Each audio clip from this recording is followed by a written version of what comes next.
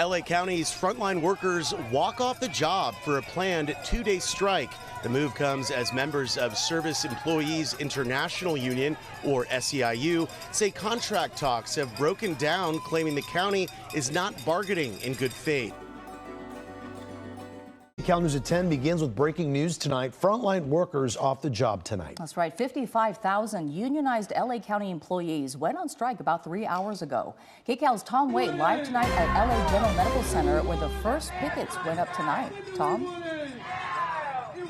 And Susie and Juan, workers are definitely making their voices heard, and they are sending a strong message, particularly here at LA General, where they say they work long hours. They work in a very tough situation with a lot of very difficult and challenging situations that play out here every single hour of every single day. You're taking a live look right now at some of those thousands of workers.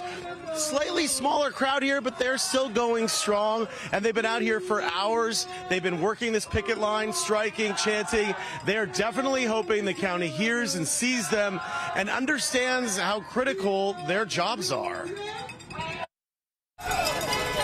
LA County's frontline workers walk off the job for a planned two-day strike. The move comes as members of Service Employees International Union, or SEIU, say contract talks have broken down, claiming the county is not bargaining in good faith. It's demoralizing. Kelly Zhao is a nurse anesthesiologist at LA General. She's worked here for more than 20 years. During COVID, healthcare providers, we stepped up. We did our job, and we put our lives on the line. Cynthia Mitchell is a supervising staff nurse. We are here for an unfair labor practice strike because Los Angeles County has failed to come to the table to bargain with us in good faith. We have been bargaining since December. These healthcare staffers are among 55,000 county workers joining the brief strike. Social workers, parks and rec, libraries, all affected. The union says a major sticking point has been over the county's initial contract offer with a 0% raise. LA County Board of Supervisors Chair Catherine Barger. We did start with 0%, but it's bargaining. They started with I think 40%. The county disputes claims it's engaged in unfair labor practices, adding it's facing unprecedented stresses on our budget, including a tentative $4 billion settlement of thousands of childhood sexual assault claims. SEIU says the county has the resources. I feel it's very unfair and unfortunate they put it that way because look at the facts, right? They are spending billions of dollars on contracting out. Those are the money could be invested in our community. And this is an issue we're seeing across multiple jurisdictions, right? County, cities, the state, billion-dollar budget deficits. LA City dealing with their own right now and expecting a number of layoffs because of the budget there, about 1,600. The unions in the county are all challenging to get a piece of the pie. Just last week, we were speaking with the LA County Firefighters Union. They, too, are in negotiations with the county, and they're fighting for a raise. They said the initial offer was a 0% raise for them. So all these unions are trying to get a piece of the county funding or the city funding when these counties and cities are facing these multi-billion-dollar deficits. So it's going to be very tough for all of these folks to get what they want, but hopefully they can reach some sort of compromise. As for the county, they're saying right now that no critical services are impacted. We'll, of course, be monitoring this two-day strike as it plays out. Reporting live in Boyle Heights, I'm Tom Wade, KCAL News. All right, Tom, thank you so much.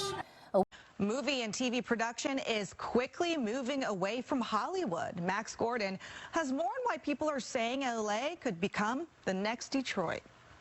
Much like how the departure of the auto industry from Detroit really hollowed out that city, some folks are concerned that the same thing could happen to Hollywood in the greater Los Angeles area. Right now, we're standing in an old theater, really a remarkable space. And this place has been the setting for many movies and TV shows, a popular filming location. But right now, nothing is filming here. Really, this follows a trend that we're seeing in the Los Angeles area, and we talked to the location agency that represents this theater about what they're seeing.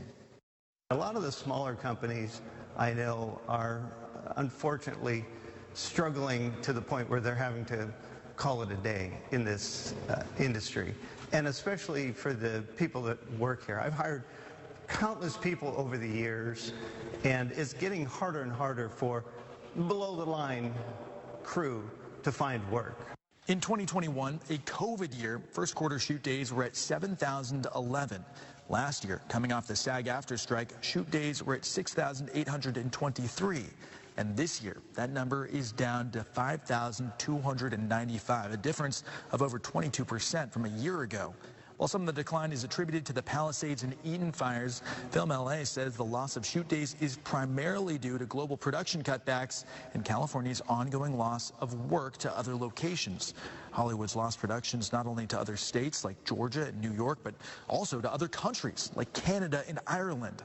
Industry experts say California needs to cut regulations and increase incentives to lure productions back. People feel like, well, why does Hollywood need handouts from the government? Like, they're rich. They're all a bunch of rich people. It's like, that's not true at all. You know, this is my backyard. I live in South LA. I've lived here for 21 years. And I'm worried about my next house payment, just like anybody else. One potential lifeline is California Governor Gavin Newsom's proposal to expand the state's film and tax credit program to $750 million. But according to the nonpartisan Legislative Analyst's Office, while boosting the amount of money in the incentive program would somewhat increase the size of the motion picture industry in California, it would likely not result in economic benefits to the state as a whole.